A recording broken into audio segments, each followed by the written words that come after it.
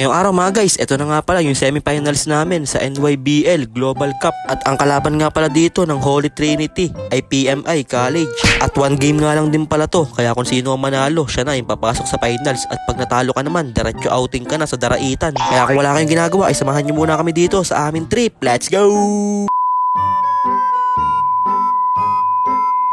So, ayun po kakatapos nga lang din namin kumain ng tanghalian at pagdating namin dito sa may court, diretso laro na kagad. Sabay may nakita pa ako dito na player ng New Zealand, ayun si Idol, napakagwapings na, bansarap pa. Kung ganyan siguro itsura ko, baka 10 yung babae ko. Kaya simulan na kagad natin at ang napakagandang laban na to. Nagpakawala kagad dyan si Captain Didik ng isang 3 joints, ilista mo na yun, papangs. Kaso lang, bumawi din kagad dito ang PMI College ng isang 2 points. Pero sabi dyan, ng Ginoo ng Cardona, gusto pa namin pumasok ng finals, kaya nagpakawala na nga din siya ng isang 3 joints. Kaya nasa Holy Trinity na naman dito ang bola, binigay kay Kurt Au-Au sa ilalim, panggandang pasa naman nun. At kakasimula pala ng laban, napapagod kagad mag voice over si Ninin Vlogs, kaya time out muna si Ninin Vlogs, full time out.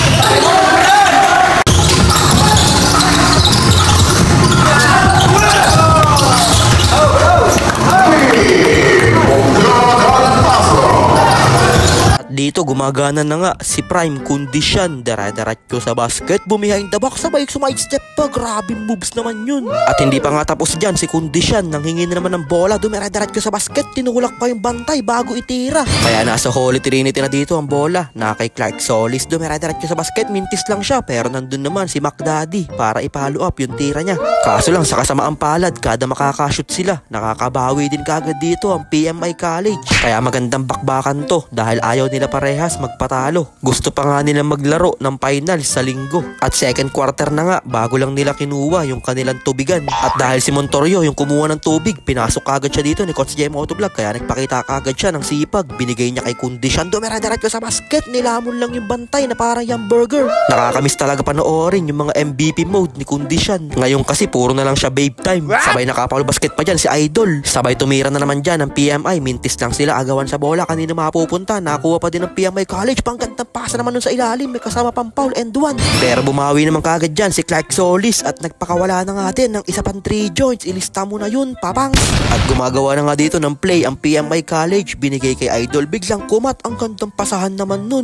Sabay dumira-diretso na nga dito si jersey number 77, Luca Pacquiao, at pinanis lang niya dun yung depensa ni Condition. Kaya nasa Holy Trinity dito ang bola, binigay kay Condition, mukhang babawi siya, dumira-diretso sa basket, sabay tinir drugs, knockout daw sabi ni Rep. Sabay natirahan pa sila dito ng 3 joints ni Idol, grabe naman yun. Kaya napatawag na nga ng timeout dyan si Coach Jem Motovlog. Kaya sabi dyan ni Coach Jem Motovlog sa mga player niya, ayaw nyo manalo, ayaw nyo dumipensa, anong pinaggagawa nyo, umuwi na lang tayo. Kasi lumolobo na nga dito yung kalamangan ng PMI College at third quarter na, mahirap pa naman dito pag natambakan, running time. Kaya bigla na nga nagbigay dyan ng tubig yung manager ng New Zealand at kinakalabit niya si Coach Jem Motovlog, ayaw siya pansinin, kaya ayun, pinalo niya ng bote. Suplado pala si Coach Jem Motovlog sa personal. Kaya na kay Idol Dia dito, tumira, mintis lang siya, buti na lang nandun si McDaddy para i-follow up yung tira niya. Kaso lang kahit anong shoot nila, nakakabawi din talaga kagad dito ang PMI College, may kasama pang foul and 1. Kaya nasa Ginoo ng Cardona, binigay sa Ginoo ng Morong, tumira, mintis lang siya, pero nakuha pa din niya ng Ginoo ng Cardona para sa easy 2 points. Kaya start na tayo kagad ng fourth quarter, nasa Holy Trinity, iniikot nila ang bola, binigay kay Captain Didik sa gilid, narangal lang ng pader, pero ilista mo na yung 3 joints na yun.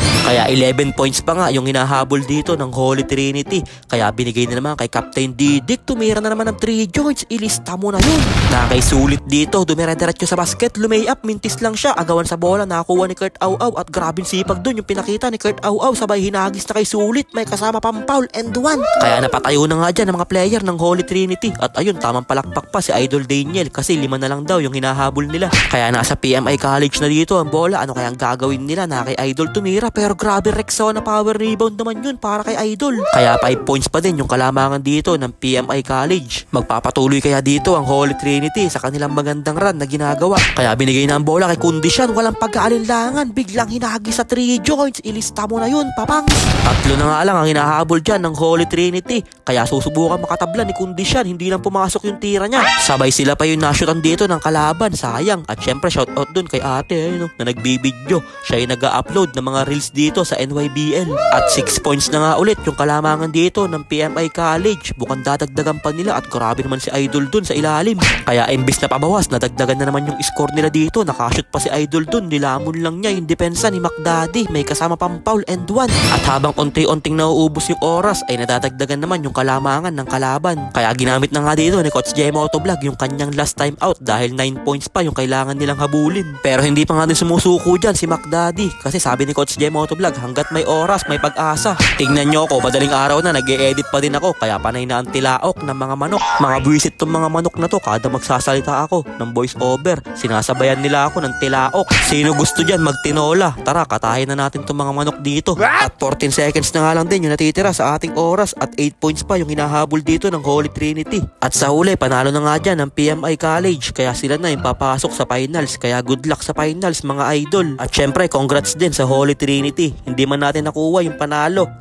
panalo naman tayo sa memories at sa experience, dahil hindi lahat ng tao nararanasan yung mga ganitong bagay na nararanasan natin. Katulad nito ni Idol, bigla na lang tumalon sa may tulay, ilista mo na yun, may kasama pang foul and 1. Kaya pagkatapos ng laro na yun, dumiretso kagad kami dito sa may sumulong Taytay, dahil may laro nga dito ang mga bata ni Coach J Motovlog na BGL Titans na finals. Kaya thank you po muna sa lahat ng bumubuo ng Holy Trinity, lalong-lalo na po kay Sir Rene. At syempre thank you din po kala Sir Kent, kala Sir Timothy, at syempre kay Ma'am May. Maraming salamat po sa walang sawang pagsuporta nyo sa ating mga players. Kaya yun lang mga guys, maraming salamat nga po pala sa walang sawang pagsuporta at sa palaging panonood. I-follow nyo na si Ninin Vlogs para sa mga susunod pang vlogs. Mag-ingat po kayo palagi. Bye bye yo!